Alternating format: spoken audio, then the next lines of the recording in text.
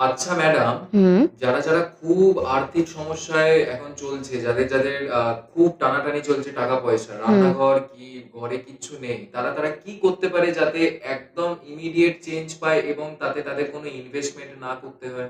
হ্যাঁ, এটার জন্য একটা খুব ভালো উপায় আছে, একটা ছোট টোটকা আছে।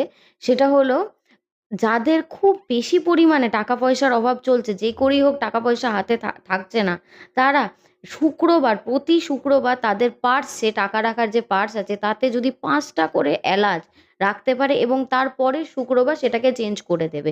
এইভাবে যদি প্রত্যেকবার, প্রত্যেক শুক্রবার এটা মেইনটেইন করে, তাদের টাকা-পয়সার প্রবলেম কিন্তু চলে যাবে।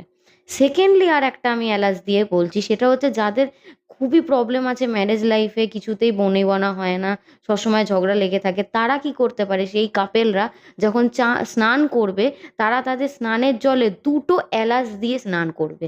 এতে তাদের ম্যারিটাল যে ব্লেসিংস আছে সেটা আবার ফিরে আসবে। ৩ নম্বর আমি বলছি, অনেকেরই আছে চাকরি-বাকরির জন্য অনেক ট্রাই করছে কিন্তু কিছুতেই সফল হচ্ছে না। তারা কি করবে? যখনই কোনো শুভ কাজে যাবে বা ইন্টারভিউ দিতে যাবে, তারা একটা ছোট পুঁটলির মধ্যে যদি ৩ খানা এলাচ নিয়ে যেতে পারে সঙ্গে করে, তাহলে কিন্তু তাদের খুবই ভালো সাফল্য আসবে। আর ৪ নম্বর একটা বলব, খুব কোয়ারি করে সবাই, সেটা হচ্ছে অনেকেরই বাচ্চাদের না পড়াশোনায় একদম মন বসে না, তারা খুব চঞ্চল।